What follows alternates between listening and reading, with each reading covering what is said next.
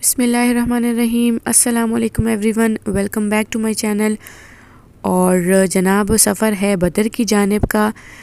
Last weekend اتفاق ہوا الحمدللہ ہمیں مدینے جانے کا، اور مدینے جانے کے بعد ہمارے پاس ایک دن ایکسٹرا تھا۔ فرائیڈے کو ہم واپسی کی طرف تھے، تو ہم نے سوچا کہ اس دن کو یوٹیلائز کریں اور ہم چلے گئے بدر۔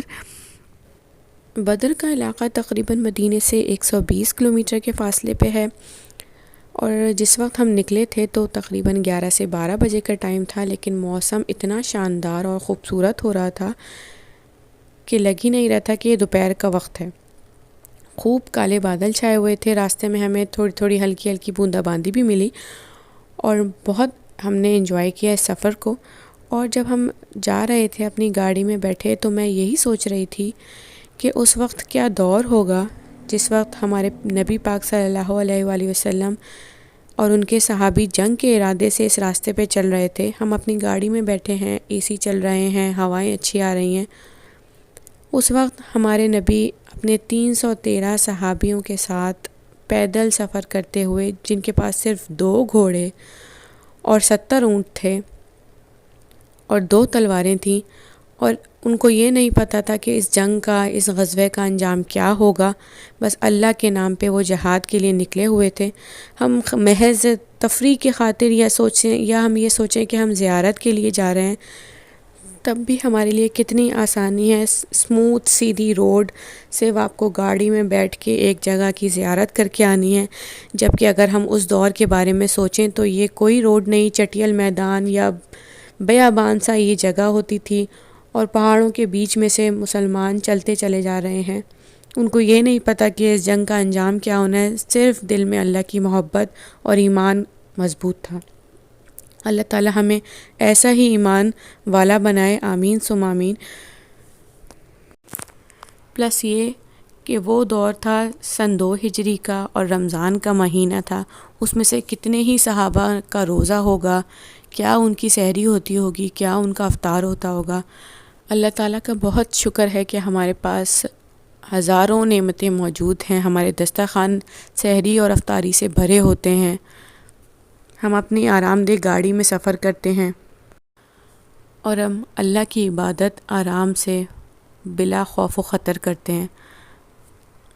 اس وقت نبی پاک صلی اللہ علیہ وآلہ وسلم نے بدر کی جنگ کی رات جو دعا کری تھی، شاید یہ اس دعا کا ہی اثر ہے جو انہوں نے بدر کی رات انتہائی عجز و انکساری کے ساتھ اپنے رب کے حضور مانگی تھی۔ ہمارے نبی پاک صلی اللہ علیہ وآلہ وسلم اللہ تعالیٰ سے دعا کر رہے تھے کہ اے اللہ، ان مٹھی بھر مسلمانوں کو فتح یاب کر، کامیاب کر ان قریشیوں کے سامنے، ورنہ روئے زمین پر تیرا نام لینے والا کوئی نہ ہوگا۔ اور وہ یہ دعا رات بھر فرماتے رہے، اتنا روئے کہ ہمارے نبی پاک صلی اللہ علیہ وآلہ وسلم کے کاندھے سے چادر ہٹ جاتی تھی، اور حضرت ابوبکر صدیق رضی اللہ تعالیٰ عنہ وہ دوبارہ ڈالتے تھے اور وہ پھر ہٹ جاتی تھی، اور یہ سلسلہ رات بھر جاری رہا۔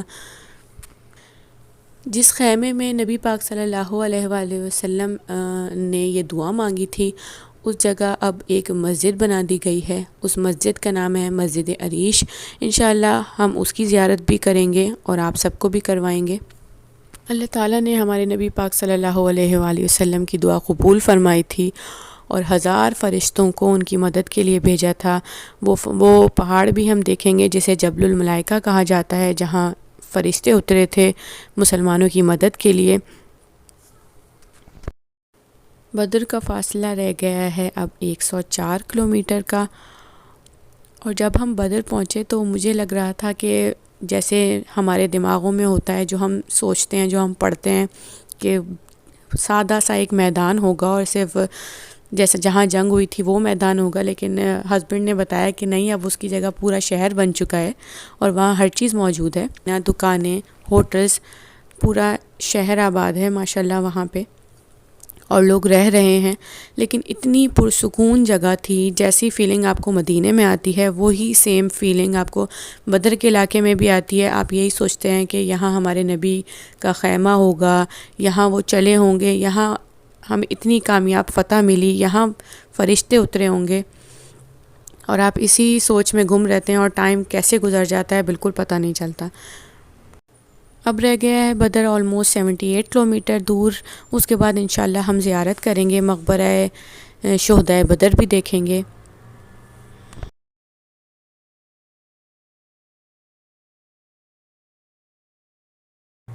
اور اب ہم انٹر ہو گئے ہیں شہر میں، اور ایز آئی واز ٹولڈ کہ یہاں پہ پورا شہر آباد ہے، تو مجھے لگ نہیں رہا تھا کہ واقعی یہ بدر کا علاقہ ہے۔ میں جو سوچ رہی تھی ویسا نہیں نکلا، باقاعدہ گھر آباد ہیں، لوگ رہ رہے ہیں۔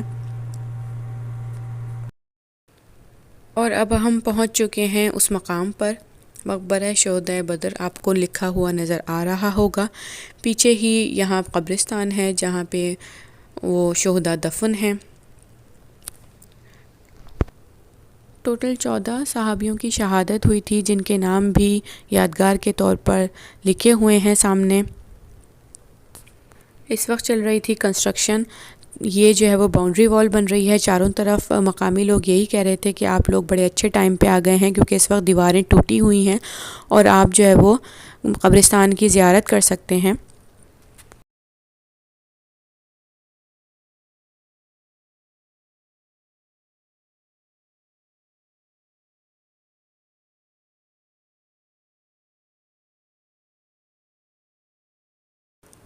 اور یہ وہ 14 اصحاب کے نام ہیں جن میں انصار اور مہاجرین شامل ہیں، جنہوں نے بدر میں شہادت نوش فرمائی تھی۔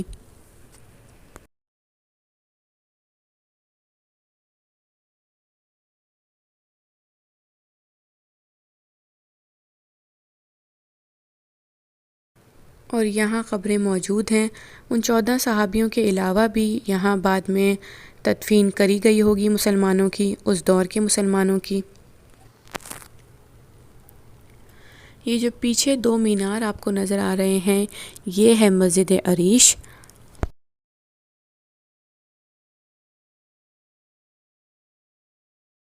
کالا پہاڑ ہے، یہ ہے جبل الملائکہ، جہاں اللہ تعالیٰ نے 1000 فرشتوں کو مسلمانوں کی مدد کے لیے بھیجا تھا۔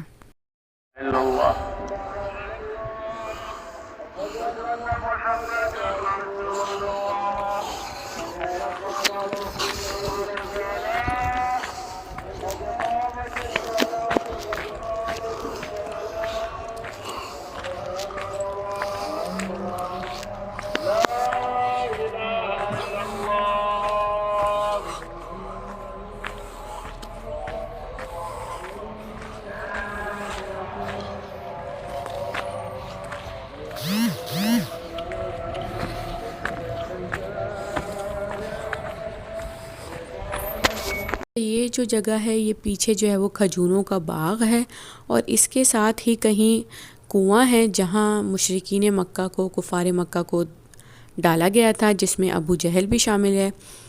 اس کنویں کی ایگزیکٹ لوکیشن نہیں پتہ کہ کہاں ہے، بس مقامی لوگ یہی بتاتے ہیں کہ اس ایریے میں کنویں ہیں، اور تقریباً یہاں پورے علاقے میں چھوٹے چھوٹے 30 سے 35 کنویں موجود ہیں۔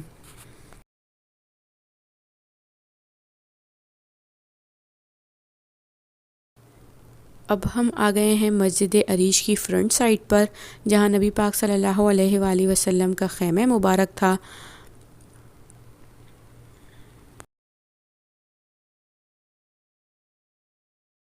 ہو گئی تھی عصر، اقامت چل رہی تھی اور عصر کا ٹائم ہو چکا تھا۔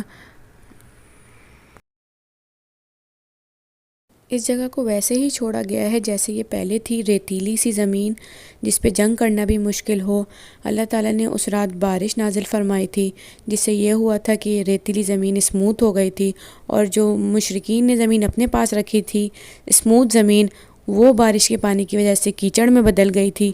تو یہ بھی ایک رحمت تھی اللہ تعالیٰ کی طرف سے مسلمانوں کے لیے، اور ایک آسانی انہوں نے فرمائی تھی مسلمانوں کے لیے۔ یہ ہے بیک سائڈ پہ، یہاں یہ ریکٹینگولر باؤنڈری جو نظر آ رہی ہے، یہ ایک چشمہ تھا جس کو مسلمانوں نے اپنے کنٹرول میں رکھا تھا، اور حکمت عملی یہ تھی کہ مشرکین مکہ کا جو ہے وہ پانی روکا جائے گا، اور اس کے بعد جب وہ اس کی طرف آئیں گے پانی لینے کے غرض سے، تو ان کے ساتھ پھر جنگ کری جائے گی۔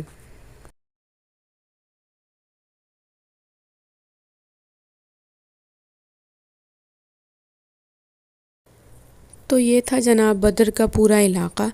بہت ہی پرسکون اور ایمان افروز جگہ تھی جہاں سے بالکل دل نہ چاہے واپس آنے کو، لیکن واپسی کا سفر بھی کرنا تھا.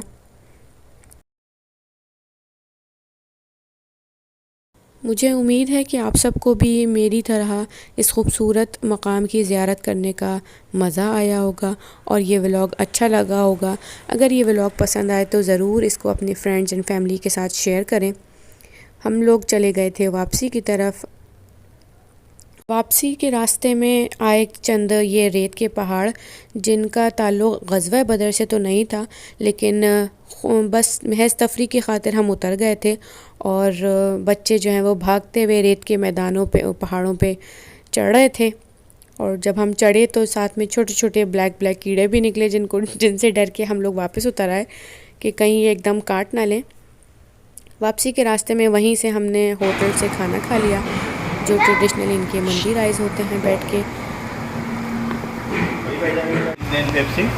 وكبير مويه ما في بالي سادة. ما في كبير، في ابو جيب اثنين لیکن ما في بالي سادة.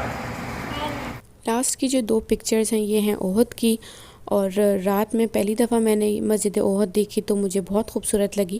میں نے سوچا یہ پکچر بھی آپ کے ساتھ شیئر کروں. ویڈیو پسند آئے تو ضرور لائک کیجیے گا اور میرے چینل کو سبسکرائب کریے گا. ملیں گے نیکسٹ ویڈیو میں. Take care. اللہ حافظ.